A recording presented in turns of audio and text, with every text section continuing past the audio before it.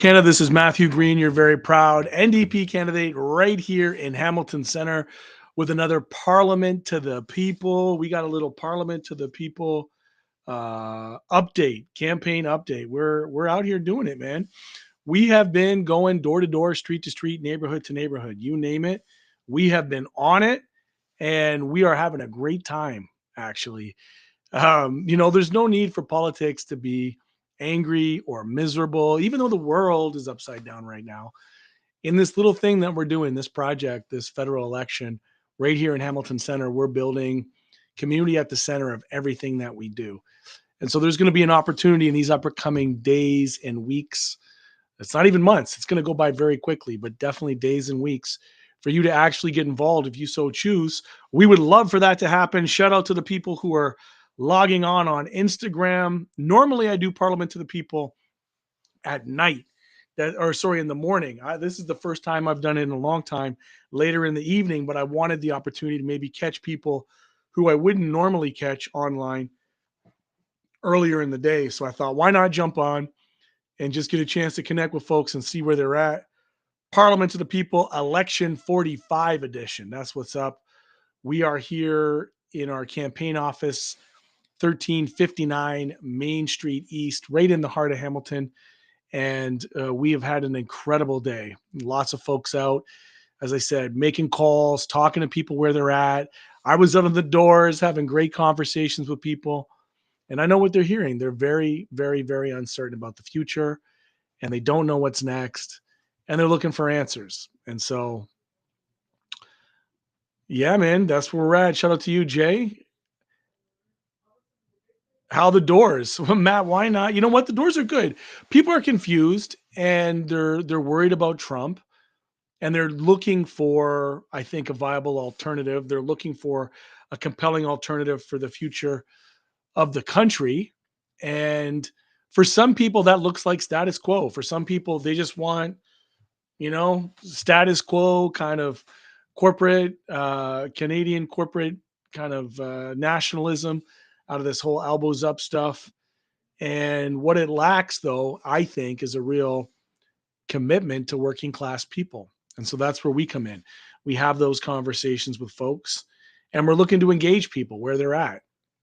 And that's why we do Parliament to the People. That's why I jump on these live streams, is because I know that there's people across the country who are searching for ways to get involved, find community, have conversations, hear their voices heard.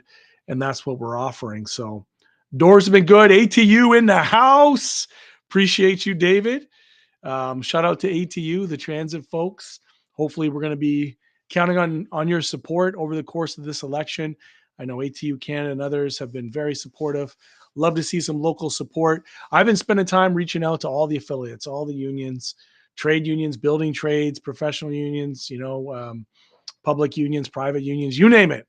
I'm reaching out to people and I'm asking them, I'm inviting them in to be a part of this campaign process, because we can't do it alone. That is the truth. That as a party, we cannot do it alone. We're going to need solidarity out of everyday people willing to put in the time. Our office is filled with incredible volunteers and staffers who are basically putting their whole lives on hold for the next 5 weeks, working 9 to 9, going hard, making sure that we continue to have the working class values of Hamilton Center represented in Ottawa. So Deborah says, I need to come and see you to talk about my problem. You could definitely do that, Deborah. I would say the best thing for you to do is to go into our office, which is our constituency office at 630 Main Street East at Burris. We have an incredible team in there. They're doing great work, and they could definitely help you through things. If you're logging on right now through Instagram and you have questions or comments, feel free to go ahead and put those in the comments section, and we will look for the discussion. Right now, I'm streaming across multiple platforms: Facebook, YouTube. What else we got? Instagram, and maybe TikTok. Although I'm not 100% sure if my TikTok is going live right now or not. It said something about me losing my approval. I took a lot of time off of TikTok, so they may have revoked my live stream privileges. They may have done that. I'm not mad at them. That happens from time to time. If you want to jump in, I would say whether it's in the comment section, you can do that. If you want to join the discussion, you can do that too. I'm going to go ahead and put the invitation link in the chat. So you can click on that, copy and paste it, and then you should be able to jump on. Let's see what we got here. Hopefully this will go up. It went to YouTube. It looks like it went to Facebook. Now I'm going to go down here to Instagram. I'm going to put it in there as well. Hopefully you get a chance to do that from Instagram as well. Hey, what's going on in Flamborough, Glanbrook? Appreciate you for logging on. Appreciate all the work that you do out there as well. Am I going to show up at an Acorn meeting? I would love to come to Acorn. I would love to come chat with folks. Nora Natho asks, what is the NDP stance on the genocide in Gaza? I would encourage you to check out my Instagram. The NDP immediately called for a ceasefire, immediately called for humanitarian supports, immediately called for ICJ and sanctions and an end to the embargo, the blockade. We called for all those things early. I actually visited the West Bank last year and went to occupied East Jerusalem, Jenin, Ramallah, and it was life-changing to see the conditions that they're living at there. So here's where we are. Lots of people talking about ABC. Look, I don't engage in those discussions. I'm a New Democrat. I'm running in Hamilton Center. I'm running against liberals. If people want to vote strategically in Hamilton Center, I'm the strategic vote. But typically when people say ABC, what they really mean is vote liberal or else. And I'm not interested in like trying to scare people into how they should vote. Like you should be looking at who your candidates are, not the white knight, not the charismatic leader, not somebody who you're not going to vote for. In our system, you're going to vote for the candidates that you have in your riding. You're not going to vote for Mark Carney, Pierre Poilievre, Jagmeet Singh, unless you live in their ridings. And I think part of the problem that we have in our democracy, one of the biggest democratic deficits, is that we put way too much emphasis on leadership, and the leadership then takes way too much efforts to concentrate their power. What we need to do is distribute our democracy, allow members of parliament to represent the interests of their constituents, allow them from time to time to disagree with their parties if it's in the best interest of their constituency, and have a truly representative democracy. Obviously, my preference would be mixed member proportional representation, but in absence of that, we should still use the Westminster system to deliver. So if Carney's up in the polls right now, he's up in the polls. He's got a lead. You don't have to be scared to vote New Democrat and hand over the Liberals a supermajority in their fourth term with a Goldman Sachs banker. You don't have to do that. You can vote for New Democrats. It's okay. You can vote for Green Party if you want to. Vote for whoever you want to vote for. Don't be scared into it. Don't be scared into the ABC stuff. We hear it time and time and time and time and time again. And, you know, it always means one thing. It means we should just capitulate and allow, you know, Wall Street bankers to take over the country. It's not going to happen. I'm a New Democrat. I'm going to fight for every vote because I believe votes should be earned. I don't think elections should be a coronation for anybody, including Mark Carney. He should earn it. And he should come clean with the Canadians with his position on whether or not he supports workers, because I'm going to here to tell you that Brookfield and his company under his leadership was an ardent union buster. They were a union busting outfit. And so, you know, I'm not down with that at all. We got to make sure that in economic uncertainty, that workers are taken care of, that they're not just discarded for corporate interest. And unfortunately, when you look at the track record, that's what you get. He's got a union busting legacy. They abandoned workers. That's what it is. I'm pulling up some receipts right now. So Brookfield Asset Management, the company that Carney led, has a clear record of union busting all across North America. Westinghouse in South Carolina, management bombarded workers with anti-union videos and disseminated misleading literature, and even created a crossword puzzle filled with anti-union messaging. They offered a steak and lobster dinner raffle to those who completed it, quote unquote, correctly. These are aggressive tactics that led to multiple unfair labor practices against the country. Accor Hotels and Fairmont Properties, which were Brookfield backed management, engaged in surveillance, threats, and intimidation to thwart unionization efforts. So they hired a professional union busting firm to suppress worker organizing. They spent millions of dollars, Brookfield, in their assets to bust unions. That's who they are. Hard Rock Hotel and Casino in Las Vegas. Employees were inundated with anti union literature, suggesting that organizing was futile and could result in lost benefits. They had to settle at the U.S. labor relations boards over those unfair practices. So they attack workers. His company, under his leadership, attack workers. I happen to be the labor critic. I have a deep care for working class people and working class issues. So I'm never going to capitulate. Shout out to you, Nora. I appreciate you on your work around cannabis. I love the shames. Lots of good shames in the chats. You know, good Democrats when you get a good shame out of somebody. I was new to it. I remember when I was a new Democrat and I was in a meeting for the first time and a politician made a statement and somebody yelled out, shame. I was like, oh, snap. And everybody was yelling out, shame. And now, yes, I am a shamer. I shame the union busters. Shame on you. It is possible, Joanne, to have a coalition or to have some kind of agreement. That could absolutely happen. It would happen after the election. And I think part of the problem when people ask about strategic voting is, or, quote unquote cooperation, is this idea that we are going to, just not campaign anymore, which can't happen. So I don't know what happened with my Instagram feed. So let me just go back and take a look if it is still rolling. I may have accidentally closed it. I don't know. Let me see. What do we got? Yup. Is it on? It's still on. Shout out to you on Instagram. Sorry I lost you for a minute.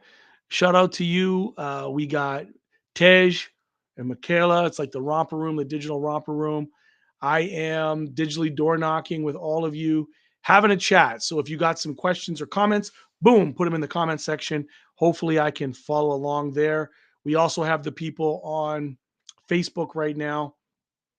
I don't think I'm getting any YouTube comments. I don't know if that's actually what's supposed to happen there or not. I don't know. Let me see what's going on TikTok. Oh, snap. We do have lots of people in a TikTok stream. My gosh. It's Facebook. The robots will replace you. Oh, this is fascinating. Yo, I'm back on TikTok. I am back on TikTok. It's happening. It happened. Okay, this is good. For those of you who are new to this, my name is Matthew Green. This is Parliament to the People, and we are live and direct on multiple channels. So forgive me if I'm just working through some of the glitches that happen here when you live stream to multiple channels. I'm trying to monitor all the chats. Probably need to have a moderator, but don't. But we're going to roll with it. That's what's up. We're going to just go with it. So if you're on TikTok right now, feel free to put some comments in the comment section. Who is this guy? Lots of people tuning in. Yeah, if you're on one of the platforms, there's not a lot of people on that platform. Collectively, on all the platforms, there is. And it's much easier for me to digitally door knock during a campaign and talk to people. For instance, you've logged in to watch this, whoever gave that comment, than it is sometimes to go door to door. Although we've done that all day. We've been phone banking. We've been doing all the traditional things. So if you're new to this discussion, my name is Matthew Green, and I am seeking re-election. I'm an incumbent. Well, I'm not a member of parliament now because the election's happening, but I have served 6 years in the House of Commons here in Canada, and have been running this series called Parliament to the People for quite some time. Trying to connect people to the process of government and let them understand how things work. That's what we've been doing. So if you have questions, you can feel free to put them in the comment section, and I'll try to answer them to the best of my ability. If you're logging on Instagram, I see you. The restream is on point, but it's only really aggregating the Facebook comments. Danielle Smith is really, if not over the line, but really tiptoeing the line of treason. Like, this is absolutely, in my estimation, a form of inviting foreign interference in our election. It is super problematic. And that's what happens when you have conservative cucks who want to go down and kiss the ring of Donald Trump. Yeah, I said it. I said it. I absolutely said it. That's what's up. These guys are not going to save us from Trump. You mad? Not going to happen. Not going to happen at all. Absolute treason. I'm seeing the chats right now on TikTok. Shout out to you. I'm just rolling with it. Like, it's cool to see all the different metrics that are starting to pop up, because I haven't been on TikTok in several months, but I've just added it to the live stream, and I'm going with it because I want to meet people where they're at. No matter where they are, I want to meet them where they're at. There's folks still on TikTok. I'm going to see you on TikTok. If you're on Instagram, we'll have to catch you there. That's what we're doing. So if you have other questions, feel free. Closed captioning is perfect. Hello, everyone. We got Jeff Duke. Shout out to you, Jeff. Okay, Hasnain, how would you rebut or rebut against the notion that Carney is the best person to fight Trump and his tariffs? I mean, I know whose side Carney's on. He's going to cut deals for the corporate interests of this country, and he's not going to keep working class people in mind. That's what I know. I don't think I think anybody who's delusional that somehow a deal can be made with Donald Trump at the table doesn't understand fascism. They don't get it. Donald Trump is not somebody to negotiate with. He's not a rational actor. Mark Carney could be reasonable all he wants. He could be an international banker all he wants. When he's sitting across the table from a fascist who has no logic or reason or rational, he's not a rational thinker. You can't negotiate with that. You simply can't. What we need to do is start focusing on our own economy. We need to have investments that center workers, worker-owned cooperative economies. We need to have an east-west energy grid. We need to have something that is going to, when investments are made, it's actually going to take care of the people who actually build the wealth, which is the working class. So I'm trying to go through all the different comments that are here, people jumping on and off. I get it. Some of you all are new to this, new to me. Maybe you're just checking it out. You don't know who I am. That's cool. I'm all right with it. Welcome. Let me introduce myself. My name is Matthew Green, and I'm a proud New Democrat. I'm a proud Democratic Socialist running for my third term as a member of Parliament in Canada. If you're not Canadian and you don't understand what that is, that's cool. If you are and you have questions, that's cool too. What is the NDP's plan for justice? That is a big question. I would need more specificity around how you define justice in order to answer that question. That came up in the chat on TikTok. There are questions are coming from classmates these are the questions are coming from classmates from a democracy class. Okay, shoot. Feel free to put the questions in there and we can do that. Yo, I was just at Shorty's. I finished. So for those of you who don't know, in Hamilton, we have this great pizza spot called Shorty's, and we finished a canvas, and we went all the way down Cannon Street. And once I got to Ottawa, I told my main man, Davin, I'm like, we're going to Shorty's. So that's what we did. We went on down to Shorty's. Jeffrey and Heather, Duke, you have absolutely been with me since day one. There is no doubt about that. You guys are definitely day one. And I appreciate you for that. I'm going back through the questions. I may have missed some. We got the shames. I got those. Into the ground. Okay.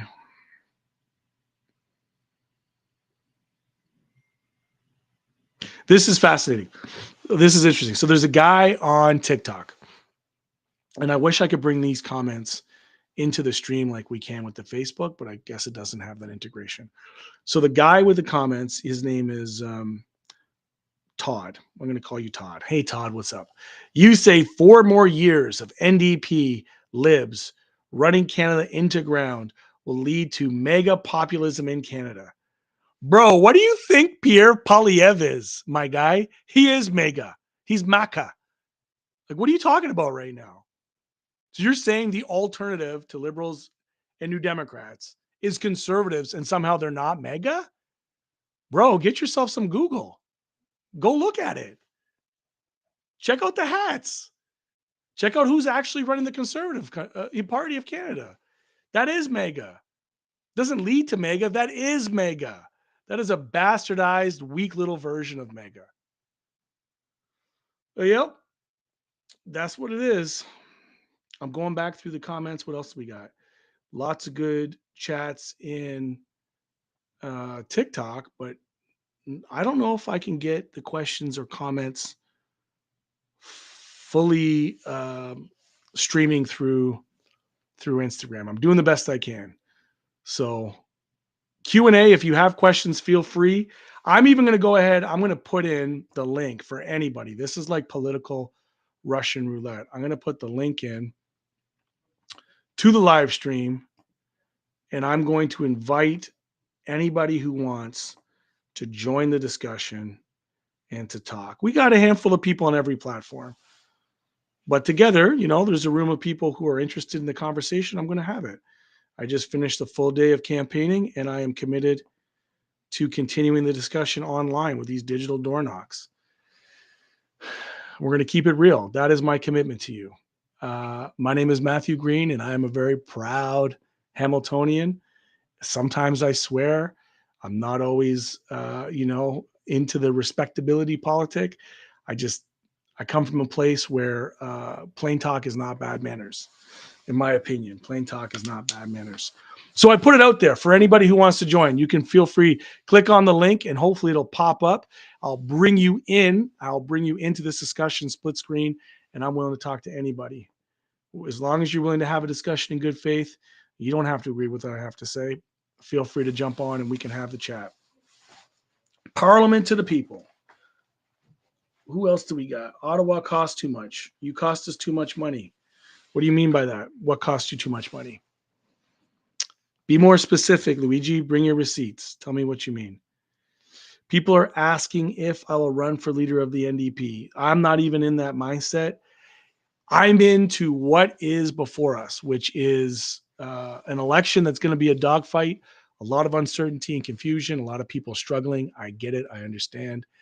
And it's my to help connect people to the process, make sure that they Doty, make sure that they get a chance to engage in the process. Shout out to my main man, Matt Doty. I appreciate you checking in, bro. It's been quite some time. That's what I love about this platform. We're on Facebook, streaming to Facebook, YouTube, TikTok, Instagram.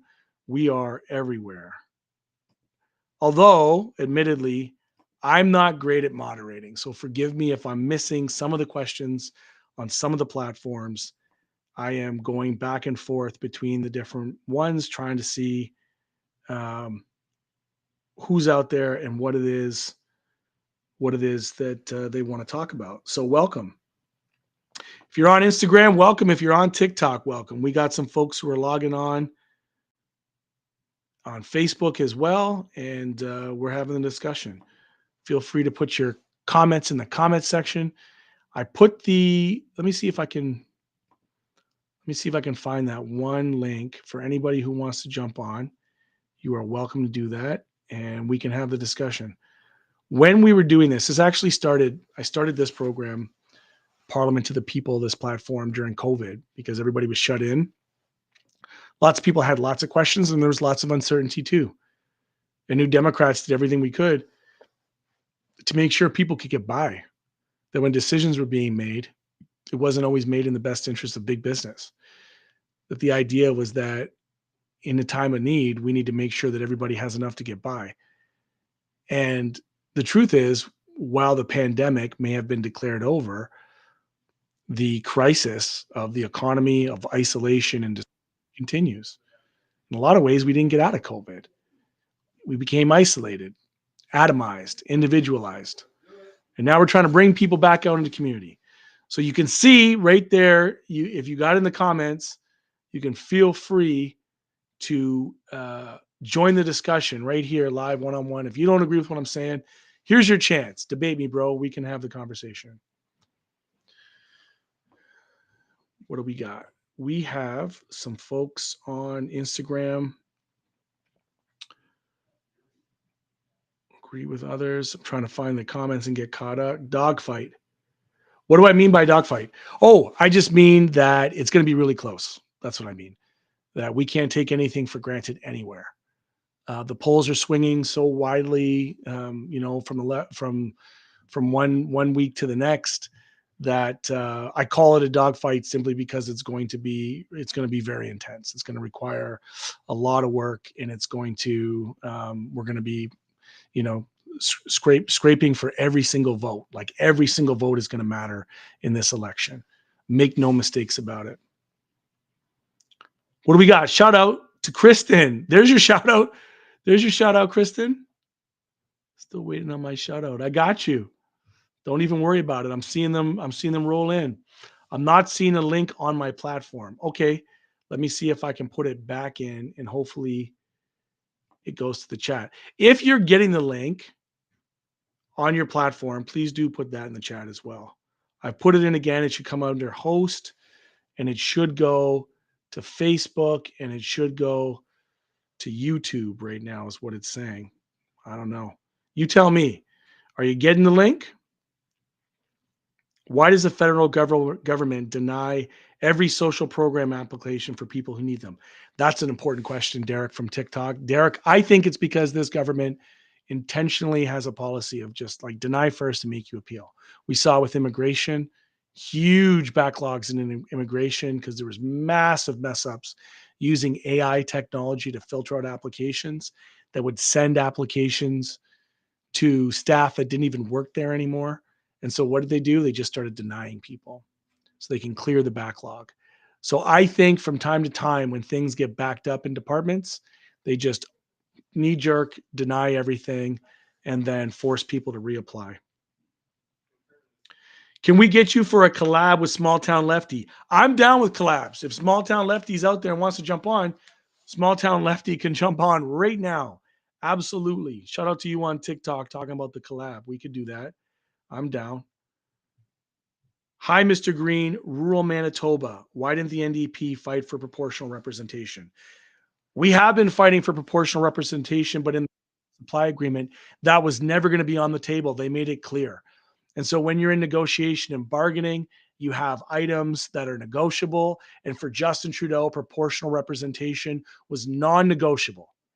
Justin Trudeau, it was non-negotiable. And that was a problem. So it was never on the table for them. We'll continue to fight for it. Obviously, it would have the greatest impacts for us. But what Trudeau wanted was rank balloting because he knew that that would create a default two-party system where they were always the second choice. So I was asking the question of justice on TikTok. Oh, you're on both platforms. That's dope. I need to know exactly what you mean, though, about justice, Cheyenne. That's helpful. The question popped up, what motivated, it's going quick. What motivated you to enter municipal and federal politics, and how has your perceptions of politics changed since your start? I certainly started off very idealistic. I ran municipally because I didn't feel like I was represented in, in the party systems. And so I didn't see myself represented or my values. I ran municipally as basically an independent. And I was there for 4 years, and in doing that, what I recognized is that a lot of the problems that I saw, the poor material conditions for people, were the failures of provincial and federal policies. And so, no matter how many calls a day I would get from people who were facing imminent homelessness, I could call around to shelters. I could try, to work um, to get people housed. But I knew that if I couldn't do that at that moment, that it was likely that they wouldn't find housing, that they would actually be homeless. And I also knew that even if I did find them housing, that I could take 100 calls a day and the next day have 100 more. That's the problem. And so, you know, um, like all things, I know it sounds cliche, but I got sick and tired of watching decisions that were made in our community by people who didn't live there and necessarily uh, have our best interests at heart. So, lots of good questions. Roseanne, shout out to you for running provincially. Thank you so much. Carm giving me a shout out. Oh no, he called me a sellout. Carm on TikTok calling me a sellout. I don't sell it to nobody, bro. I'm a New Democrat. Are you kidding me? Here's the truth. On dental care alone, let's just be clear. I'm a backbench, right? On dental care alone, in the fourth party, 9,000 people in my city now have access to dental care. 9,000 people, Carm, on TikTok. What does that mean? In Hamilton, your smile is an indicator of your class. Our dental system is tied to your employment. I've gone 10 years without dental care before, having to pay out of pocket. Now 9,000 people in my city have access to dental care. For me, that's improving the material conditions of people in my community. It might not be popular to people like you, Carm. Maybe you have dental care. But here's the thing. If I can get 9,000 people dental care, whether or not I get reelected is inconsequential. I have improved the material conditions, the quality of life for almost 10,000 people in Hamilton. I say fair trade. You can't be a seller when you can't be bought, period. So, people can have feelings about it, have feelings about it. At the end of the day, I'm going to continue to always put the material conditions, the health and well being of people in my community above anything else. I'm missing some really great questions, and I want to get back to them. Um, Let me make sure I can do that. There's a really good question here. I'm going to show this one up here from my main man, Matt Doty. He asks, what worries you about Carney and Poilievre the most? Pretty clear the election will come down to the top three parties. I'm just looking for your thoughts on the other two. I think what worries me about Carney is who he is and where he comes from. Carney is not a Bay Street guy. He's a Wall Street guy. He's a Goldman Sachs guy. He's a Brookfield Capital guy. His people are not our people. His interests are not our interests. His experiences are not our experiences. When you talk about the elite financial banking class of the world, he is of it. And as the governor of the Bank of Canada, he used one tool to deal with inflation. That was interest rates. So, what happens when you mess with interest rates? When you raise interest rates, the cost of borrowing raises, businesses invest less in their companies, even less in their workers. But because of our capitalist system, they still require profits. Where does that come from? It comes from finding efficiencies. What does that look like? Layoffs. What happens with layoffs? Unemployment. When unemployment goes up, people have less money to spend. And in theory, in economic theory, and the theory of people like Mark Carney and others, less money to spend, more unemployment, less people buying things. In theory, the price should come down, inflation should come down. That's their theory, but their theory is a lie. Why? Prices don't come down. So you have unemployed people, you have low wages, you have people suffering, and at the end of the day, they still have to pay more. I believe what the Bank of Canada should have is a dual mandate that includes full employment, that the monetary and fiscal policy of this country should include the economic well being of people. That's why. Cheyenne's got some great questions about Six Nations and Mississaugas of the new credit. I'm going to put those up. What do we got here? If Trudeau didn't support, Trudeau is anti-democracy. Yes, I would agree with that. We need a better plan for bail. Yes, I would agree with that. Okay, so let's talk about this. Let's talk about how tough on crime is an absolute failure, and that's why America's messed up. Because anybody who parrots this idea that we're going to criminalize poverty, criminalize, drug use, throw people in jail, criminalize people who are struggling to get by, you only have to look to some of the most atrocious living conditions for people in the United States of America and their high incarceration rates and their high police budgets to know it doesn't work. It's an abject failure. If your society, if your so-called civil society has to feel like they need to arm themselves to the tits just to get, go to the corner store, that's a problem. That's not safety. That's a problem. So we need a scenario where we improve and take care of the material conditions for people. We need a scenario where people are housed, where they have access to world-class education and healthcare, and where they become, you know, um, supported enough to be able to be engaged in their communities in ways that aren't them just living in tents trying to get by. So that's an important question. I'm going through rehabilitation versus punishment. I'll just say this, Cheyenne, that drug use is not a criminal or a justice question. It's actually a healthcare question. So we need to even flip that script. I'm going back to TikTok. They literally, crime is a result of poverty and failure. Some real good engagement. Crime is a result of mass migration, says some dude on TikTok. I say that's foolish. What are you talking about? Crime is a result of mass migration. What do you mean by that? Are you on this thing trolling right now, my guy? Because that is not the case. You think immigrants are the problem? Immigrants are the problem. Greedy CEOs are the problem. Your boss is the problem. That's the problem. It's not people coming over here. That's good. That's good. Robert's saying, don't waste my time on TikTok comments. I like it. I like it. I like it. I don't even mind. I don't even mind taking on the comments on TikTok. I know there's bots here and I know that there's trolls. I'm okay with it. I'm okay with it. I'm trying to follow along. Alchemist 43 on TikTok. I don't believe in ranked balloting. I believe in proportional representation, a mixed member proportional representation. Ranked balloting is not where it's at. We need to have a diversity. We need to have more democracy right now, not less. When there are attacks on our democratic institutions, this notion that we reduce our democracy to a two-party system or like a second choice. No, let's just make it proportional. Let the ideas win. Let people have to communicate to the broad general public and electorate what their compelling vision for the future is. That's right. So, what do we got here? We got some questions on Instagram. I'll flip over there.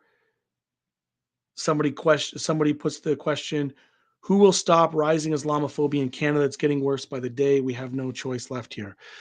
I think a lot of forms of racism, xenophobia, bigotry, are fed by a rhetoric, a right wing rhetoric, the populist rhetoric that wants to vilify and scapegoat people. And I think when you improve people's material conditions, we got some people. We got Danny. Let's try Danny. We're going to see where this is. Okay, Danny.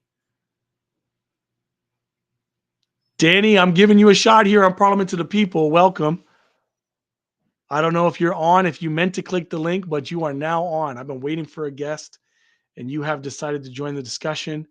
You don't have your camera on, and I don't know which platform you came from, but I have invited you on. So I'll give you a couple seconds. If you want to join the discussion, you can. If not, then I'll just remove you from the link. When you want to join the conversation, feel free to do that. You can click the link and invite yourself to Parliament to the People. This is Matthew Green running for re-election right here in Hamilton Center. If you're from Canada, you know we're in a federal election. If you're an American and you're following along, this might be a little bit different than what you're used to. We're going direct to the people, live and direct. Parliament to the People. So feel free to put your questions in the comment sections, and I will try to get to them to the best of my ability. We're seeing lots of good questions. Mr. Green, love rank balloting. We did that one. Okay, I'm going to go back to Facebook. Lots of questions there. I'm scrolling through them now to see what's up. Cheyenne, you are adding a lot of good value to this chat. I appreciate you. In court, a lot of your clients. Hey, I'm here. If you're in Hamilton, I'm happy to have a discussion. Cheyenne, if you want to come by the campaign office or set up a time, I'm happy to hear about your professional and lived experience and hear what you want to see out of the next 4 years. I'm definitely happy to do that. So we have Ryan Harkness on TikTok chiming in saying it's unfortunate that smart voting encourages people to vote liberal. Of course they do, because they're liberals. In fact, some of them are even confused socialists, or at least so-called socialists, who are now actively campaigning for a Goldman Sachs banker because the world is upside down and people are afraid. And fear is going to drive it. There's two things that drive people to motivate them to vote. It is like fear, right, or hope. And it's very difficult to be hopeful in a time like this. I acknowledge that. I'm going to stay joyful, right? Like I'm not going to let anybody steal my joy, but I know there's a struggle. I'm very sober to the fact that there is an absolute struggle out there. So I'm a realist. What can we do to help NDP in Hamilton hold and add seats? Jessica, appreciate the question. Glad you asked. In fact, that's part of why we do these Parliament to the Peoples. We want to engage people. This isn't just about asking for your vote. This is about inviting you into a process. So I'm going to invite you in to come down to our campaign office. You can visit matthewgreen.ca and we will get you set up. You don't even have to live in Hamilton. You could do virtual. We do virtual phone banking from anywhere. You can do that now. If you're in a community where you're not really feeling connected to the process of this election, but you want to be involved, I'm going to give you that opportunity.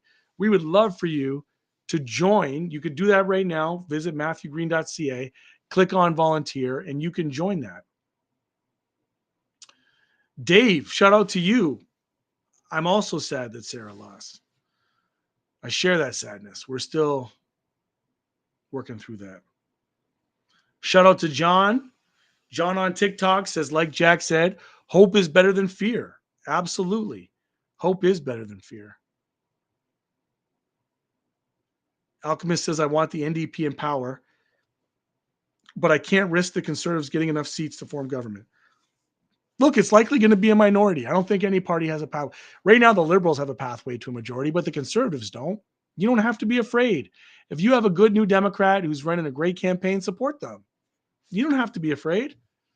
No, let's send back a minority. Let's force people to actually cooperate in Parliament, regardless of their party. Let's force them to deal with issues vote by vote. Let's do that. So we still have some people who might want to join us. Danny, you still are queued up there, but I don't know what's going to happen.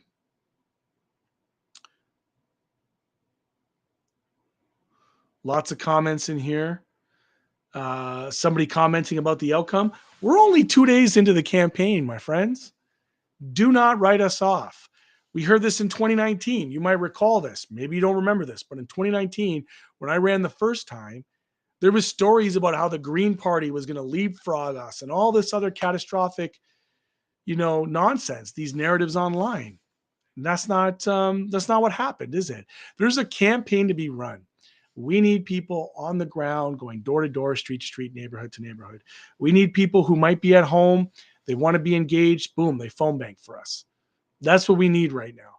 Whatever's going to happen is going to happen, but let's not presuppose the outcomes in an election. presupposing the outcomes based on polling, I think is an attack on democracy.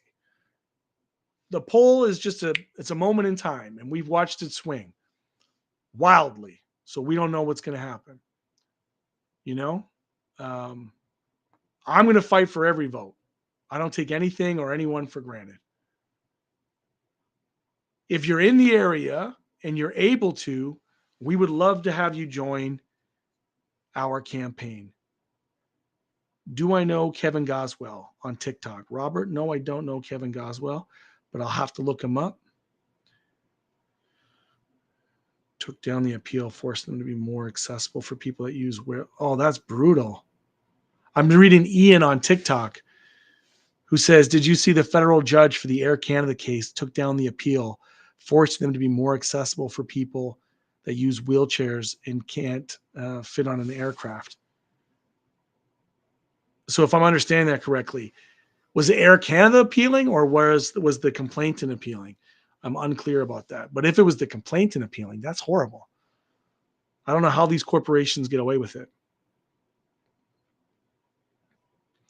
Wow. Shout out to you, Cheyenne, taking it back to the regional center. No doubt. That's amazing. Yeah, we got to have you come by the office for sure. I'd love to hear your thoughts.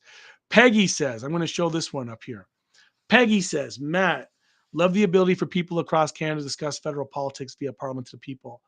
We're in a fight this time, and we need to work hard at convincing people that vote their conscience and not listen to the need for strategic voting. I agree. What do we got here? People say this. I hear these critiques. I'm reading a critique about how we're, supposedly liberal light. Like, compared to who? And I mean, if you go back to, Blakey, Broadbent, I don't know, but Jack moved the party pretty close to the center. We have some great policies. The policies are going to be rolled out. That's what happens in campaigns. They normally take time. But in the meantime, I think, I'm just trying to go through these. In the meantime, like I would challenge folks to find a caucus that has delivered more, quite frankly. Maddie, tell me. Compared to me, brother. Okay, well, I would even say still, we like if you look at what our track record delivered for people. I know that's not how elections work. I know that people are going to say, well, what have you done for me lately? But the truth is that we did deliver a lot for people, and it is coming at a cost. We are paying the price. We're paying the price for the Liberal government more than the Liberals are. Shout out to you, Aiden. I'm going back to TikTok. We're seeing what the comments are there. Don't see a lot of comment. Oh, I might be missing stuff. We have Conley says, appreciate you. You have 1 month to miraculously adopt an economic populist message from the abyss. Yeah. Thanks for the reminder. Thanks for the reminder, Conley. You're right. We do. I've stayed pretty consistent, though, on my economic populism. So. Oh, I just lost the Instagram, folks. Okay, we're back. Going back here, what do we got? I appreciate the shout out. Here's the thing. This is what I'm going to suggest. I'm going to suggest that we actually need to move away from the notion of a charismatic leader. What I mean by that, I mean, we need to get to a place where power is built with people, dual power inside of electoral institutions and outside of electoral institutions. We need people at the riding level, at the constituency level, getting together, organizing with their neighbors. We need to build power that way. We need mass movement power is what we need. Nobody is coming to save us. There's no one individual that's going to come save us from ourselves or from Donald Trump for that matter, including Mark Carney.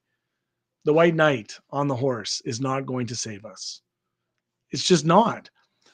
If we want to actually get to a place where we can build a more caring, compassionate Canada, one that takes care of everybody, then we need to have a system that's going to not just be democratic every 4 years at election. We need truly democratic reforms within our House of Commons, within our electoral system. We need to truly reform our economy to make sure that it's democratic. And we need to have democratic workplaces. That's why we talk about a worker owned cooperative. We want to see that those that create the wealth actually get a chance to keep it. I know it sounds radical, but you shouldn't have to send your wealth creation, the sweat equity of your life, out to shareholders. I think that's ridiculous. I think that the person that creates the wealth should have it. And from my perspective, a cooperative economy is quite simple. It's a system where the businesses and the industries are controlled by the workers and the consumers or the communities. Cooperatives can work in a very cooperative way, right? And it's about sharing the wealth and the decision making, the democracy within these industries and sectors and corporations and companies that are controlled by the people rather than private investors or the state. I am not suggesting that the state, talk about cooperative economies, should be running everything. I'm not talking about state capitalism. I'm saying, like, if you're if you're building something, if you're selling something, we got cooperative grocery stores. If there's ways that we can get together and have better purchasing power as consumers, if we can have cooperative housing so that it's not commodified, right? Decisions that need to be made democratically will be in the best interest of the collective, and profits are going to be reinvested and shared fairly among the members instead of being concentrated. We got 87 families who have more wealth than at least half the country, and that is absurd. So a cooperative economy, it prioritizes mutual benefit, it prioritizes sustainability and economic democracy over corporate profit making. That's my vision for a more democratic economy. Somebody says that if the shareholders don't make money, they will not invest. I mean, we can have a whole conversation about fractional reserve banking and where money actually comes from. Who gets it? Who actually has access to it? If you think you're a capitalist, ask yourself this. Do you cash checks? Do you cash a paycheck or do you write them? Do you pay interest or do you collect it? Right? Like, those are important questions. If you have to go to the bank to ask for money, you're not a capitalist. The capitalists have the money. And where does that come from? Well, that's a whole other conversation. I'm going to bring that up in Parliament to the people. We're going to talk about fractional reserve banking at one point. People are going to think I'm a conspiracy theorist because it's so kooky. It's such a Ponzi scheme, but it is actually the way that it works. And we had quantitative easing during COVID to the tune of $750 billion, which just poof, poof, poof, magically appeared on Bay Street for investors. So when I get a mortgage, it's not that the bank is actually lending me $400,000 or $500,000. They're not actually doing that. I'm borrowing it into existence with my labor. So we got Bryn's back talking about this initiative. 23 NDP. If so, why would you vote against this motion? I don't remember that motion. But the bloc brings all types of crazy shit into the House of Commons, and sometimes it's steeped with a bunch of really problematic language because they want to play politics with immigration. So they cook up this stuff, they bring it in because they want to vilify brown people. That's my opinion. But I don't remember that particular one. Small town lefties in the house. We're going to bring you on. What's going on, my friend? Hey, how are you? You're making too much sense. I apologize. You're making too much sense with all this stuff. That's the truth. I'm doing the best I can on these platforms, but I know that you're doing all types of great stuff. Let me just see. I feel like I may not have speakers. Can you say something? Are you muted? Can you hear me? Oh, snap. I might be. Uh-oh. I got to figure out my settings now. Give me 1 second while I Yeah, no work through problem. this. I think the challenge is I think it's picked up my Uh-oh. I can mute it's myself for actually now. picked up my microphone as the speaker instead. So give me 2 seconds just to figure out how I can change the setting to make sure that the speaker is, yeah, that's exactly what it is. Audio output. All right, try to say something now. Hello, hello. Small town lefty, you are on. Hey, good to hear. Can you give me a little sound check? Sound check. Can you Are hear you me now? counting? Oh shoot, I still can't hear you. Uh-oh. Why is that? Oh, Oh, give me strength. I'm so close. This is a new thing. This is called Restream. I'm not so used to this, yeah, but I've it's never now seen picking this it up before. I there. like this. Let me see. Keep audio. I do. I You can hear them. You guys can hear them, but why can't I? Okay, let me go to my speakers then. What do they have? Give me 1 second. We're gonna do this. I'm excited. Speakers, Realtek. Now try. Up. Say something. I'm here. Can you hear me now? I can hear you. Yeah. Oh snap! I can hear. We fixed the leftist audio. Apparently that's a thing. That's a thing. So let everybody Apparently, know. I First don't. of all, Yeah. so this is a hot mess on my side. I have I'm restreaming on like 4 or 5 platforms, which is why everything's a bit scrambled. But let people know who you are, where you're from, and what you're all about. Shout out to the small town I lefty. am small town lefty. I'm from the Ottawa area, it's just south of Ottawa. I am a labor advocate. I actually am the president of my union local, so I do labor activism in that way. I'm the union steward as well. I'm also involved on the federal and provincial level for the NDP. I sit on the board of my local EDA, and I am a filthy commie. I push for, like you said, the workers that actually produce the wealth to get the lion's share of that wealth. That's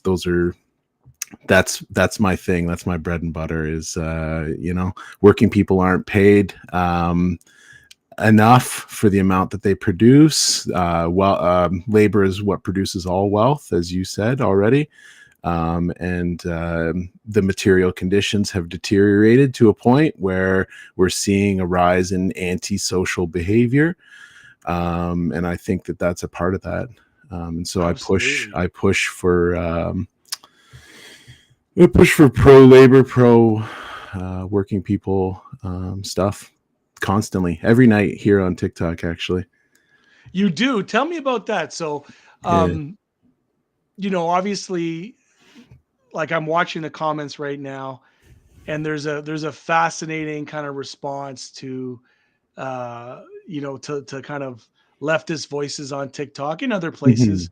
Tell me about what it's been like for you kind of building this platform, being unapologetically on the left, and having a lot of these folks come on and you know um the debate me bros and others It's like fun. You know what? I don't get many of those anymore. I think I've cooked through too many of them that they don't want the smoke anymore. But we do. I do have conservatives up that are very intelligent people and that we have very good conversations. And to me, it's good to understand where other people are coming from. And in the time that I've been doing this, it's actually helped me become. It's helped me round out my ideology, so to speak. Like, so now I actually understand things more from their perspective, so I'm able to actually get out ahead, so to speak. And so, and yeah, I've built up quite the beautiful community. I believe most of us are unabashed leftists on my platform, but there is a few regulars that come in that don't exactly 100% agree with me. which But is okay. yeah, that's fine. You're okay to Yeah, it. like I'm a democratic socialist. I think we should Yeah. disagree. I think like we that's and it's amazing like when you talk about that. I play this game too, and you can invite right-wing people into the dialectics, and you can actually have them discover their own contradictions in very real time. I Yeah. do it in the House of Commons all the time. There's times when I'm literally quoting out of Das Capital, and I'm having conservatives agree, because at the Yeah. face value of it, when you remove all the jingoism, when you remove the language and the red baiting and everything else, what you get down to are really logical and fair analysis of the economy. Yeah. And so, like one of the examples I like to use, particularly when I'm with the building trades, is I talk about the parable of the carpenter. That about 10 years ago, the average master carpenter was making about $42 an hour in Ontario. And the house that they were framing was going for about $300,000 to $400,000. That same master carpenter now is making, I don't know, about $49, maybe a bit more now, but about $49 an hour. And the house that Mhm. they're framing is going for $700,000, $800,000. So I asked the carpenter, who got the money? Where did the money go? And all of them understand immediately. Oh yeah, like where did that go? It wasn't me. It wasn't the electrician. It wasn't the Yeah. plumber. It wasn't the roofer. It wasn't the person who put the tiles in. Who got the money? It wasn't the person actually building the thing. It was No. the Yeah. banker. It was the Mhm. real estate agent. The speculator, the quote unquote Speculators. private investor. That's what's ruining our housing, right? People Yeah. want to blame, like the person that was trying to blame immigration. We have so many empty units in this country that people can't. They don't have they can't buy it because it's being hoarded. 20% of homes are owned by corporations. Working families could live there. Yeah. You have the Airbnb where the speculator bros are buying up 10, 20 homes to rent them out on Airbnb, taking up housing again. Oh, I Well, wish I could show the clip on here. I'm not that sophisticated, but I came across this candidate in Hamilton East Stony Creek. Uh, Ned Couric, who's running out there. Polyev came to Hamilton today. This guy's on YouTube just bragging about how he flips. So scummy, talking about like how he could be a millionaire, how you can evade paying taxation. They're yeah, bragging about it. Now, you and I both know we're never, ever, ever going to see a scenario where politicians, any of them from any stripe, are going to actually act within the interests of the housing crisis while they continue to obscenely profit from it. yeah. Oh no, for sure. So, That's that's what it's all about, right? And that's what's driven up the price. When my parents bought a house, it was $15,000. Adjusted for inflation, that house would be 47 nowadays. I paid almost $500,000 for my house, so the wild. price of houses have gone up 10 times, including with even if you're going with inflation, right? So this is it's an issue, and it's A not question something that's popped new. up. I'm trying to keep some of these comments going. Again, I'm very new to the multi-streaming environment, but a Oh yeah, question no came problem. up Keep that I going. think is very important for us to very important for us to address. And it's from Stevie. Stevie says, "Hey, transgender here. I'm scared for Pierre. What do we do? What can I do? I think the vote split between the Liberals and the NDP. What am I supposed to do?" I would say this. I would say this. I would say you do not have to be afraid of the vote split. In fact, if you're looking for the type and the caliber of politician who's actually willing to confront fascists and haters directly and shut that shit down, then the NDP is absolutely the party for you. The challenge that I have with liberal folks is that they love the language and aesthetics of justice, but they have no commitment or constitution. They're not constituted to actually fight for the justice that's necessary. They'll Yeah, go to the pride parades, but they won't go to the counter protests. And that's the difference between a liberal and a new Democrat. Is we will stand for people because we believe yeah, that everybody deserves to have dignity and safety and value and to be valued as humans, regardless of their gender identity expression, the gods they pray to, the money they make, the area, the mhm, income, the language they speak, the color of their skin, their abilities or such, all of it. Small town lefty, absolutely. what do you have to say about the rise of the fascist attack on transgender folks, on this kind of unrelenting culture war that it seems that both liberals and conservatives feel really comfortable in? I honestly, I don't even. Sometimes it feels as though as they're using it as a distraction, the culture war, and they're using it to drive a wedge. I think there's a vested interest in having working folks fighting against each other rather than with each other, because when we are united, we're too powerful, and I think that's a big part of it. Is that yeah, that's why the focus is on, and there's a lot of big money behind it. Big money for we even saw with the report that came out that there is definitely foreign governments, foreign entities that are spreading misinformation on purpose. They're putting a lot of resources into doing that. And the aim there is to drive a wedge between working people so that we don't come together. There's a good question here that I think ties in, because it will speak to the inherent motivations for this type of wedge politic. And so the question on TikTok was, can you explain the first past the post system and why it's inherently undemocratic? So in this country, you don't need to have the majority of the votes. You just need to have more than the next party. And what does that look like? Well, in its natural state, liberals and conservatives have naturally 30% support on either side. And with first past the post in a multi-party system, it's designed for two parties, but there's like five. Well, there's many, many parties, but we'll call them five major parties. What you end up getting is a scenario where you can win 100% of the power with just 38% of the vote. Yep. So I would often remind conservatives, when Pierre was peaking and they were getting like 40% and so, they were saying, this is undemocratic. We have to go to an election now. I would remind them that 60% of the country still rejected Pierre Poilievre. Mm-hmm. And if we had a system that actually accounted for a deeper cooperation, i.e. proportional representation, where parties actually had to cooperate in order to form government, then we would have better outcomes. But as long as it's 8%, then what they can do is they can pick wedge issues.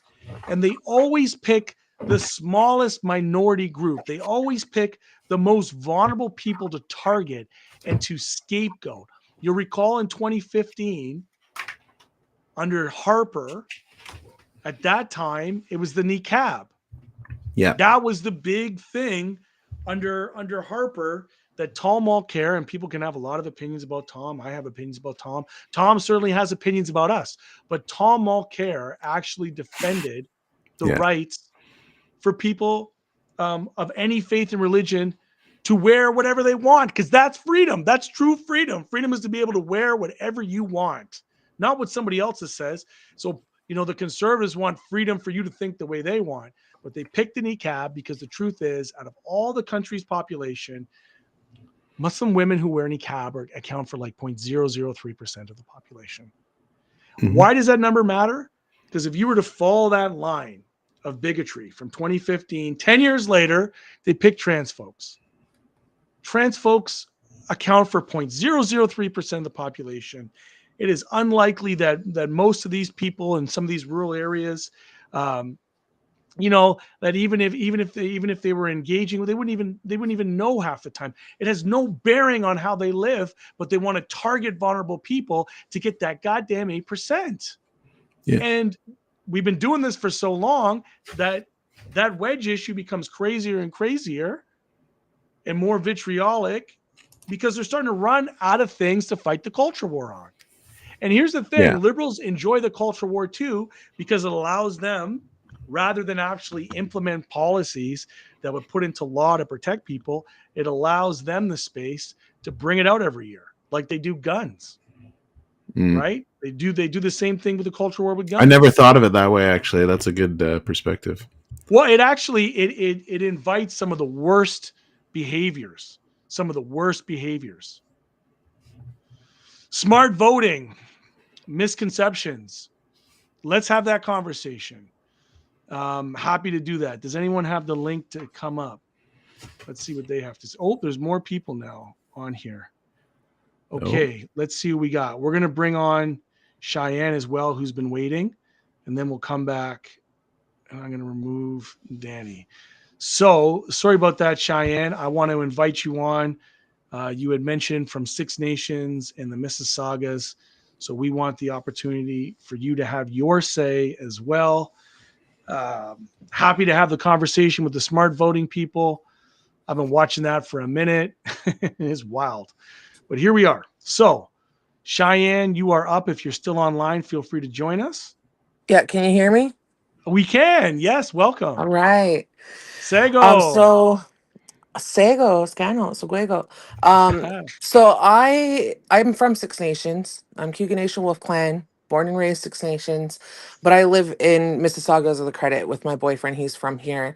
Um, so I do Gladu aftercare. I'm a Gladu aftercare worker. So basically what my job entails is getting involved with the court process from the time of arrest.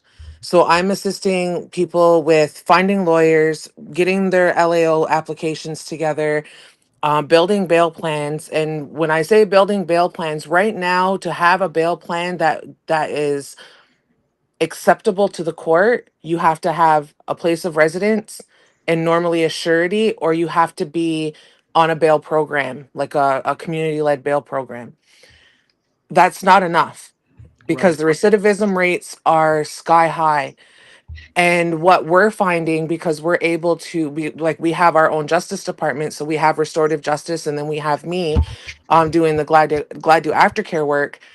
When we're able to build a bail plan that incorporates upfront work, and when I say upfront work, I'm talking about therapy. A lot of times it's grief therapy and addictions therapy, programming within the community. We're able to meet needs that people have while they're still in that process before trial.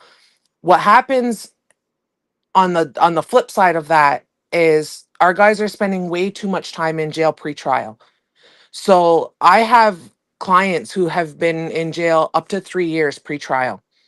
So what happens now is they go to trial and they're found guilty. They now have time served, which means they're walking with no conditions.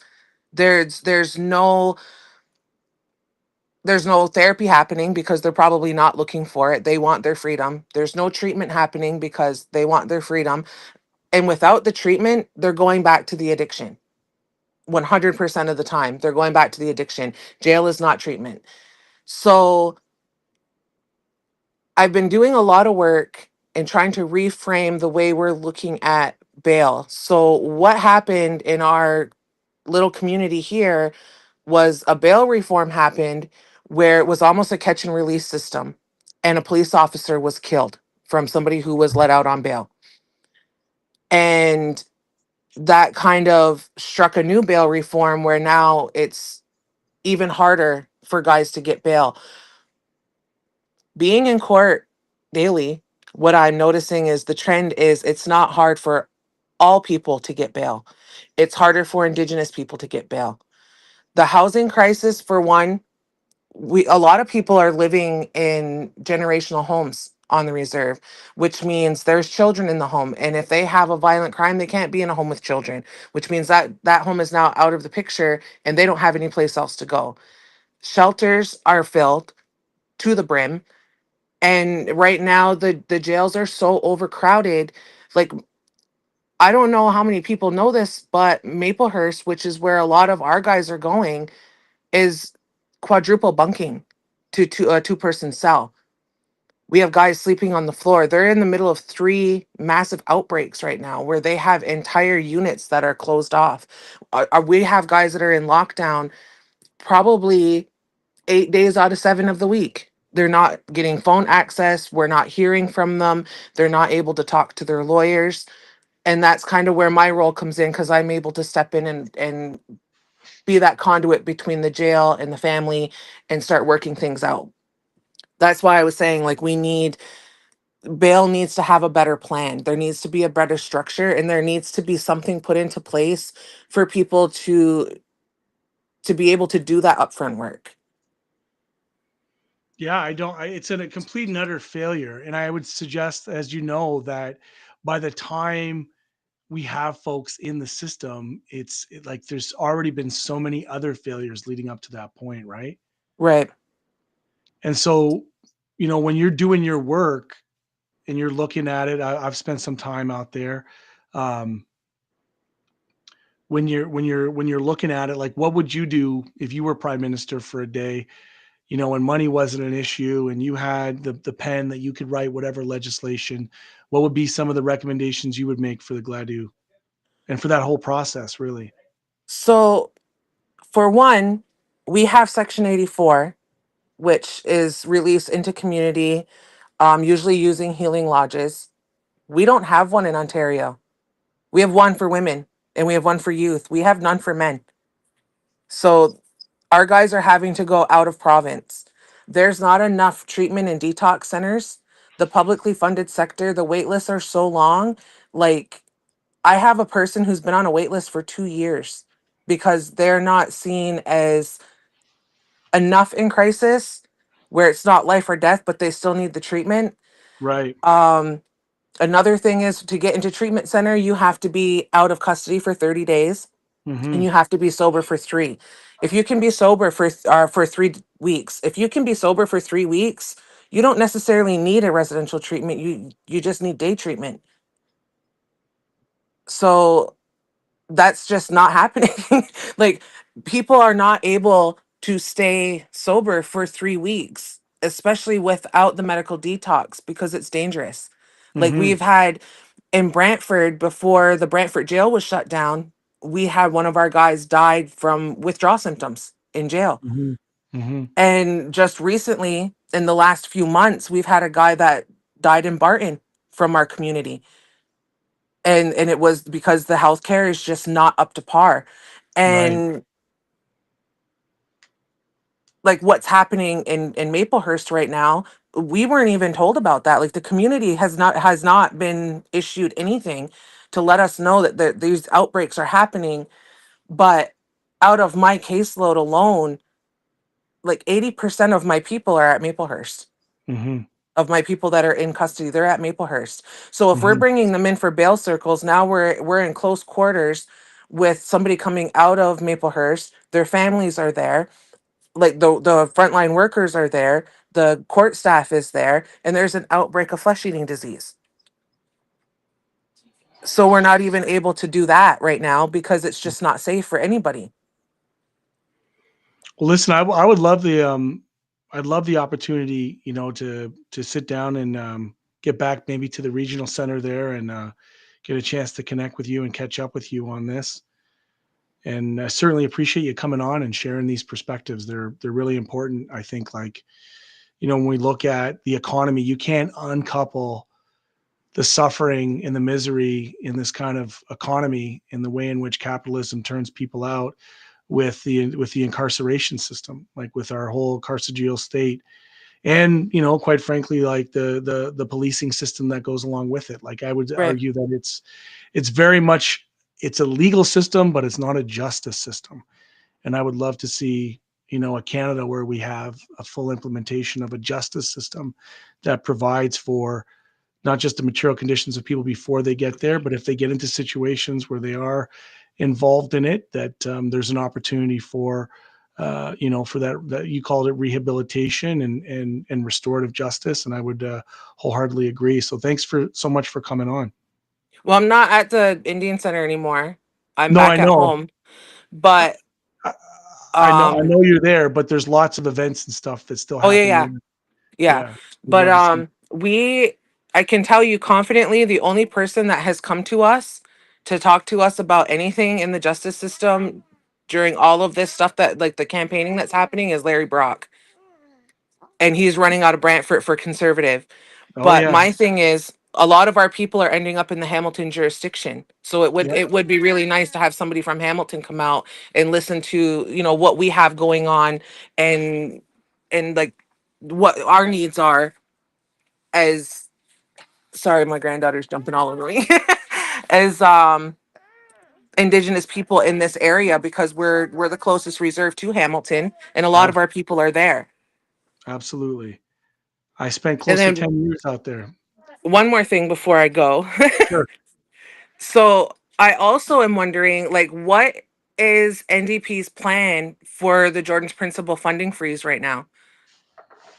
Well, I don't know if you are familiar with Lori Idlout. Do you know Lori? Mm-hmm. Lori is a lawyer from Nunavut who is our critic on that file, and she has done incredible work. And obviously, before that, there was lots of work done by Romeo Saganash and Leah Gazan. So I'm just going to try to call that part of our platform up. Our platform actually isn't up yet. I think they're going to make those announcements in these upcoming days. But I would encourage you, if you can, I can send it to you. If you send me a DM, I'll make sure that I follow up with some of Lori's work. I'll pull citations, like work that she's actually done in the House of Commons, to reflect kind of where our position is on that. Okay. Okay. Yeah, because I like my family relies on Jordan's Principle. I have a son who's 9 that's on spectrum. He's been diagnosed since he was 2, and the amount of times that I've had to send his diagnosis into Jordan's Principle as if he's going to grow out of autism is ridiculous. Yeah. And his all of his therapies have been at a complete standstill since January 2nd. Oh wow. So Okay. we're raw dogging life right now, and it's not fun. Yeah. I'm pulling up this from Lori Idlout, and she says that there's a backlog of 40,000 requests for Jordan's Principle. That was back in Yeah. November 2024.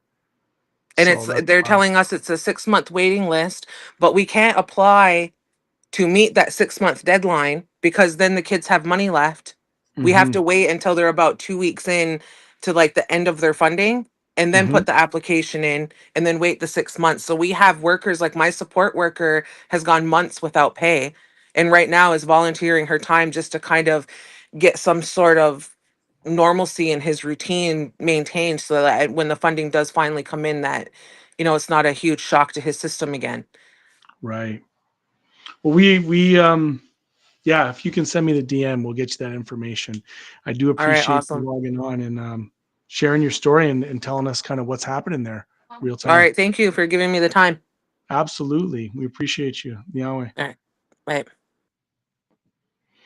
There it is, man. Like, this is the best part of Parliament to the People. We get a chance to hear from folks directly. You speak some Ganyageha. Just a little. I just did an 8-week there. course, actually. I just finished it a couple weeks ago. We're going to have JB. Let's talk about it. JB, welcome to Parliament to the People. Okay? Let people know who you are, where you're from, and what you're all about. I think Small Town and I know each other a little bit. Yeah. Oh, You yeah. hear me okay? Yeah. Okay, good. Hi everyone, I'm JB. Matthew, we've connected a few times on socials, Twitter, back in the Twitter days. We have. We had our back and forth. We in have. friendly fashion. I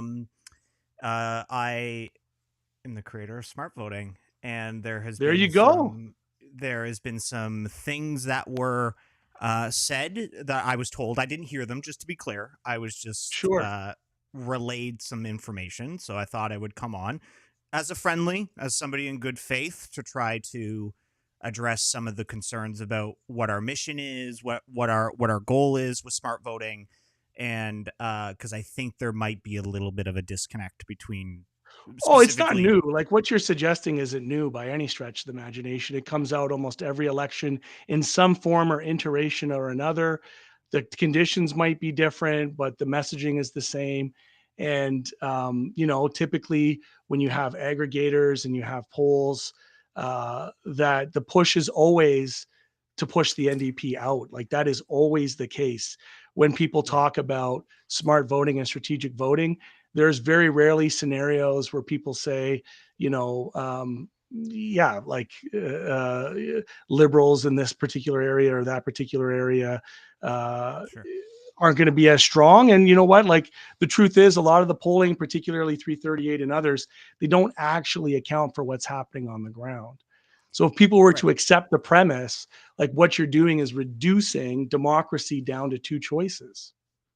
So And that's a I would challenge challenge for me. that. I would challenge that, my friend, Let's hear it. because well, I understand what you're saying about 338, and I've had my criticisms of 338 and their aggregates and stuff. What we're doing at Smart Voting is we're not touching the 338 numbers. We don't use them. We're doing our own aggregates based off of obviously the public polling and the opinion polling that's out there, but we also take demographic data into account. We take historical voting records into account. We take historical trends, what a region is doing. And in the Ontario election, for instance, there were certain ridings where we predicted going NDP or Liberal or Green or whatever that 338 had going a different direction, right? But we ended up getting it right. And in doing so, in our predictions, we obtained about a 97, 98% accuracy in the Ontario Yeah, but election. like how much of that becomes self-fulfilling prophecy? Like, what is the purpose of presupposing the outcome of an election like 30 days before it's over? Like, why not encourage people to participate directly in the democracy based on the values that they find that they align most with? In other words, vote for their conscience, and then allow the electoral system to happen and allow the cooperation in minority settings to occur like they did in Right. 2021. I understand. I totally understand what you're saying. And the problem is that while you and I and Small Town and others that are participating in this conversation have that ability to understand who their candidates are, how to reach out to their candidates and engage in these conversations, a vast majority of the Canadian population doesn't have that knowledge or that ability or knows where to even begin. And what we are doing at Smart Voting is giving a very, very clear picture of their riding, where of who is the best possible person to not or to beat out a conservative, especially in these very, very close ridings. And for instance, in Which Hamilton conservative Center, are you talking about? the local conservative in each riding. Oh, I wasn't sure if you meant like Carney the conservative or Pierre the conservative. No, the Conservative Party. Do you We consider are let me get to the chase. Do you consider the Liberal Party leftist? personally no. Okay. Personally no. That's an important distinction because Right. I've been literally told by people, JB, that the left needs to unite behind Carney. That is absurdity. Sure. Listen, like I think we are all generally aligned ideologically, so I think we can all sit here and agree and not at each other's points and saying like I agree with what you're saying. I will share those sentiments, but the challenge is that, like, for instance, for myself, right? I live in a riding where the New Democrats I don't even think have fielded a candidate yet, right? So sitting for me as a New Democrat in my riding, I want to vote NDP, but I can't. But well, I probably will be able to. There probably will be a candidate, I have no doubt. So there is a lot of situations where people want to vote NDP but can't. And then on the flip side, there's a lot of people that also want to vote Liberal and they can't. The point of what we're trying to do is to give people a person that they can start to look into and who is the best possible person to beat out a conservative in their riding. We I wish that are were about true. harm reduction. Harm reduction. Yeah, I wish that were true. I wish that were true. But unfortunately, this election, most Canadian politics is reduced to leadership. And so what you Sure. do with an ABC approach is like, I am not running against liberals and conservatives in Hamilton, my friend. The liberal lives in Mississauga, drives his Mercedes here, leaves at the end of the night. It's Sure. 10 o'clock. When I go home, my head's going to lay on a pillow in Hamilton Center. Right. The conservative is from St. Catharines, 45 minutes away. He's going to visit and he's going to go home. The person I'm running against right now is Mark Carney. People are so terrified with what's happening. They're going, oh my God, we need to elect the Goldman Sachs banker. The Goldman Sachs banker is going to protect us from ourselves. And I just don't buy it, my friend. And I don't buy that he's going to be good for working class people. Matthew, He might be I nicer. say this. I say this with the utmost respect. Oh, this is going to be good. As a new Democrat myself. The attacking Carney message is not working. Well, I don't even think we've begun to attack Carney. Nobody knows who the hell he is. Nobody knows who Carney is. I've been on doors. Like when you ask that's people great. basically, when you ask people basic questions, I know the messaging that works because I'm in my neighborhood. Right? Like you're online. And the thing is, Matt, is like we're recommending you in Hamilton Center. Like you but are this isn't about me. I'm not engaging in this discussion out of self-interest. I'm engaging out of it in principle. I ran as a New Democrat because I have solidarity with principles. If I wanted to run and not have politics, I would have ran as a liberal. And like, I actually think that in elections, because here's the challenge that I have, is that like all of this stuff is being so force-fed down everybody's throat that even criticizing Carney has liberals clutch their pearls and says, not now. Not now is the time. Now's not the time to fight.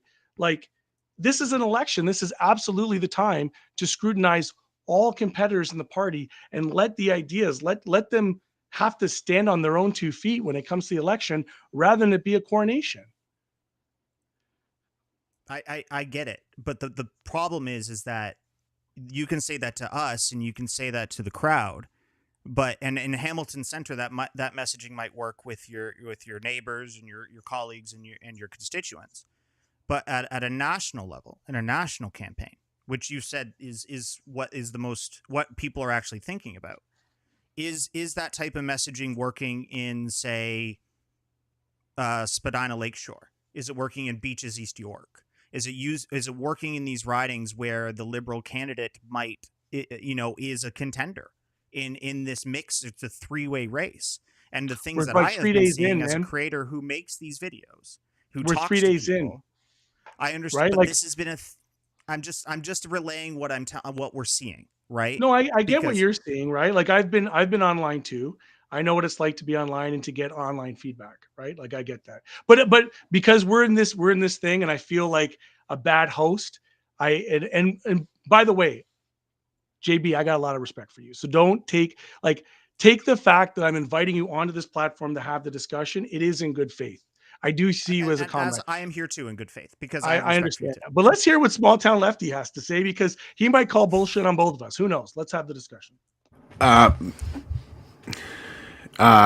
Well, I mean, obviously, I'm not a fan of the idea of a banker running things. As I consider myself a leftist, a socialist, and that goes against what I want to see. And I mean, even in the time that he's been in there, the things that he's done hasn't aligned with working folks, right? And I think that it's okay to criticize somebody from the left.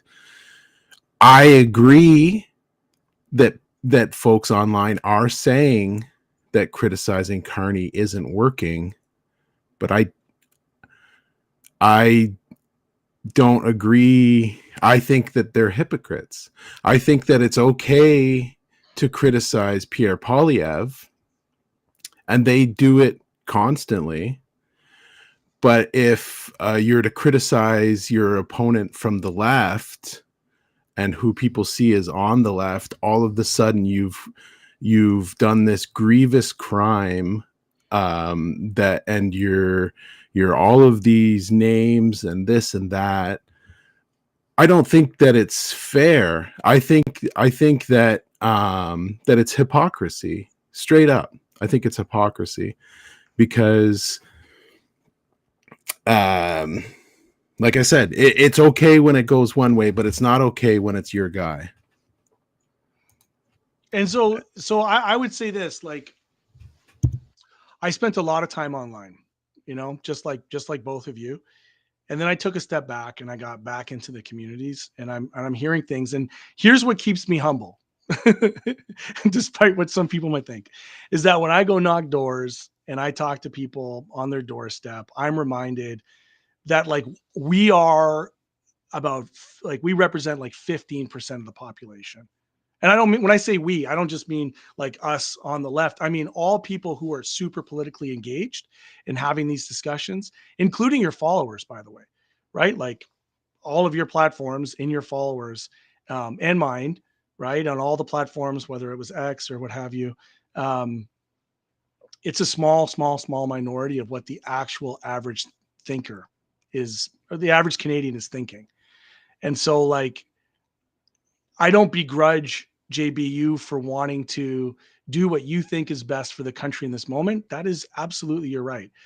And by the way, I wasn't referencing you specifically when I made the comment about confused socialists. I have had Again, I socialists. didn't hear it. I just Yeah. was pinged Yeah, no, I've saying had that. people comment, right? Like about what I should be doing and how I should be doing it.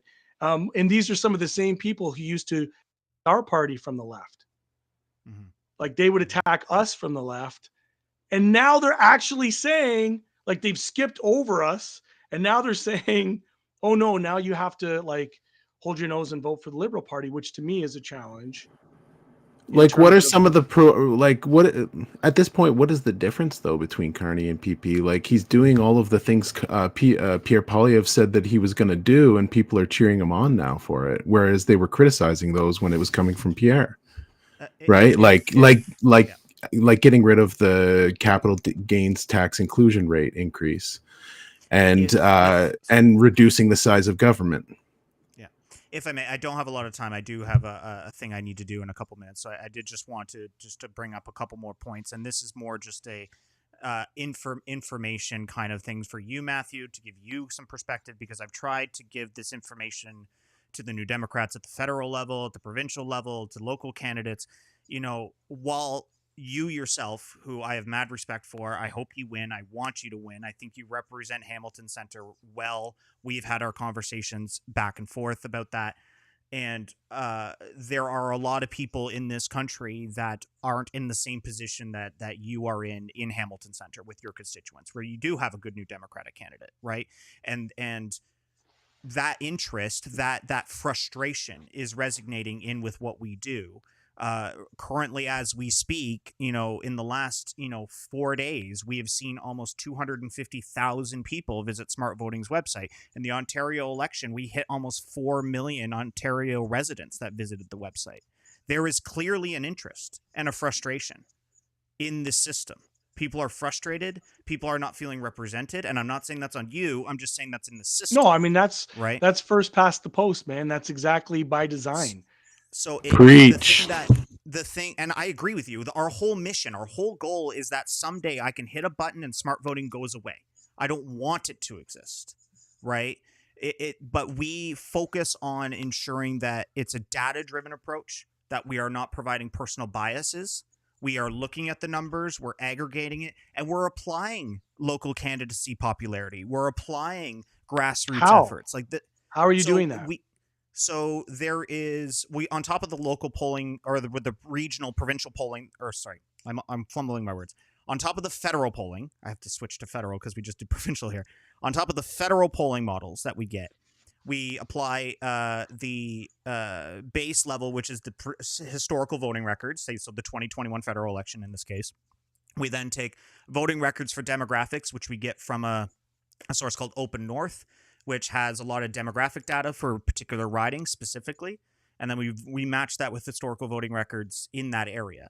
We then also take a local the candidate itself, and apply an incumbency bias and all of these other things that we can weight. And each candidate gets a different weighting depending on how active they are in the party. Were they a shadow minister? Are they the leader? Are they a backbencher? If that kind of makes sense, right? The more established you are in the party, the heavier the weight you get. And we saw that in the Ontario contest, where at Toronto Centre, it was recommending NDP, even though the Liberals were winning in the polls, right? And the NDP ended up winning it. So there we go. Right. So we factor in a lot of different nuances that I think the other aggregates don't do. It is entirely data driven. I don't have access to change anything on it. Our team doesn't have access to change anything on it. It is a tool. It's not a Bible. It's a tool that people can go to see the best person. At the end of the day, it's not your job to do my job. Like, it's my job to go out and campaign and to, and to encourage my colleagues to do the same. And this is not your responsibility. You're doing what you think your responsibility is. I happen to disagree with the praxis. That's all. I happen to disagree with the consistency and the principle. That's all. That is what it is, right? But at the end of the day, like, we got a lot of work to do. And no matter what happens, there's going to be a need to connect people. I'm talking about as New Democrats, and to rebuild the party, and to no matter what happens, no matter how many seats, even if we return 25, even if we had 50 more, like that's going to be our need, because what's coming next is going to be every bit as bad as what is before us. Like I have some pretty dire predictions about what's going to happen on the economy, and I have some dire predictions about how it's going to impact workers and working class people. So that's our work, JP. And like you say, you want a day where you can switch smart voting off.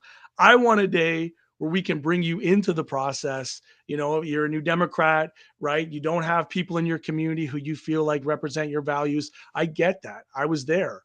I would love to see people like you run and organize, right? I've been offered. I've been offered a few times. But it's not an offer. It's actually like it's a calling with a tremendous amount of work. Yeah. It's not something that anybody, you know. Yeah. That's not my battle right now. Maybe in the future we'll see. But the final point that I do want to say is that, you know, in the Ontario election, we did manage through strategic voting to get 12 ridings that did have a strategic voting attempt, and that actually benefited the NDP. In our current model that we have right now on our website for the federal model, based off of what, you know, the projections are versus what a strategic vote would do, the New Democrats would actually do better in our model than what they would do if it just happened as it's predicted to happen right now. So I mean, we're 2 days into the campaign. You're right. So the one thing I want to remind people is that we don't have a lot of money, right? Let's remind people about that. Outside of campaign periods, Liberals and Conservatives can spend ungodly amounts of money. Inside campaign periods, we're all pretty capped on how much we can spend, and there's going to be some equity. There's going to be a shift. This is not like E-2. This is like E-32. So let's not get into presupposing, and let's follow it through. And I guess we're here every stretch of the way. Like, we're looking at the numbers, and like, again, like you said, I want to get to a point where a big part of our thing is to obviously provide this tool to the electorate. It's also to establish connections with the parties, right? To say, this is a thing. Look at all the people that we say that this is a thing that they want to get fixed. So let's actually fix it. Right? That's the mission that we have. And sometimes it does take a little bit of a public sort of effort to get done. Right? So that's kind of the mission we have. If it's agreed or not agreed, that's totally fine. We can agree to disagree. Are the Liberals going to fix elections though? They had an opportunity to. They said they were going to. So I don't. I'm very disappointed that we didn't get election reform. But the problem is that there are more than one. There's a significant number of ridings where, and I mean this with respect to the party, where the New Democrats are just not viable, right? And is Vancouver Kingsway one of those ridings? I would assume so. It's Vancouver. Yeah, I would encourage you to look up Don Davies and tell me if you think he's viable. Vancouver Kingsway. And see if he's viable. Because I have the data here. I can just quickly look. Yeah, so the New Democrats are down in our projections about 10 points. That's viable. He can get there, right? Bro, he's been there for a long time. He's a sitting incumbent. He's been there for damn near 15 years, man. But 20 years. Down 10 points isn't going to win. That's the problem. Well, I mean, as of right now, the election was held right now. Who's polled there? Who's polled his riding? I have regional data for. No, who's polled Vancouver Kingsway? I'm going to answer 1 second.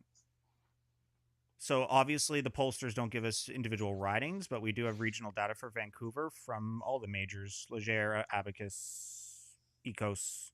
But regional polling is not riding level polling, so you can't wait for incumbency when you don't have riding level polling, my friend.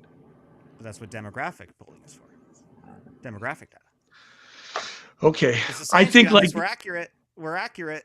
So 98%, my friend. 98%. We will see. We will see. Only time will tell. The only thing I have control over is what happens between the 403 and Parkdale, from the escarpment to the water. Regardless of what the pollsters say, you know, we're going to fight for every vote. I do appreciate you jumping on. I hope so. I hope you win. I really, really do. And I'm not trying to be condescending or challenging. It's that I'm from Hamilton, man. You can't. Nobody can condescend me. Hamilton Center. I have a very close place in my heart there. So it's a region I've spent a lot of time in. I wish you the best, and I wish everybody the best. I want the New Democrats to be better positioned and to be in a place. And I hope that the calls that I've put out to the federal campaign are being answered. And I know there's something scheduled soon for us where we're going to kind of present our data and we're going to have a conversation, because this messaging thing that you guys have, not so much for you in Hamilton Center. There's a struggle. There's something wrong, and I want to help get this fixed, right? If you if you are truthful in what you say that you do want the NDP to do better, then don't you think it would be better to just encourage people to vote instead of voting a certain way? So we do have a big get out the vote campaign scheduled this election. We didn't really do it in Ontario because Ontario came up as a surprise. I think that's more important. I think that's way more important. That is a because we have abysmal turnout record, numbers, right? Like that's the biggest thing, I think. You're right. And I think one criticism I will make is that I think when we ask people to vote strategically, and like Matthew said, this has been around for a long time. Every election, something like comes out like this. I think the problem there is that it discourages people from voting, because I think it increases voter apathy. Though, that's the thing. So it's more or less that we're data driven. We look at the numbers, we look at the data, and we make our decisions from there. That's in the Ontario election, there was a 1% increase in voter turnout. Is that the data you're talking about? Where a strategic vote was an attempt, the turnout was increased up to 5 points. Collectively in Ontario, that wasn't a thing. But in the ridings where there was a notable strategic vote attempt, which again benefited the New Democrats, there was an increase in turnout in those ridings historically compared to historical numbers. So. Well, yeah, I appreciate the crystal ball. I'm going to wake up tomorrow, get on doors, talk to people, do what I got to do. That's my responsibility. JP, you're going to do what you think you have to do. This is what I do appreciate about Parliament to the People. I appreciate the discussion. I really do. Certainly gives me, lots to think about and lots to engage with. I encourage you all to join back anytime. For those that followed along, thank you. I apologize. I'm new to the multi-platform thing. Probably not like the best moderator when I'm doing this myself, but I do appreciate you all for joining. Parliament to the People, Small Town Lefty. Hey, appreciate you bringing me up. Thank you so much. Yeah, man. And so here's the thing. Next time I do this, if you're on, then I'm going to step back. I want to hear more from what you got. And we didn't get into that. We invited lots of guests, but I do appreciate. Oh yeah, no, that's fine. Yeah, I pretty much. You know what? It's a lot like listening to the voice inside of my head when I listen to you. To be real, I think we're very much aligned when it comes to our worldview and how we view moving forward and how we actually fix things for working folks. So appreciate that. Thanks a lot. Thanks to everybody who tuned in. Parliament to the People.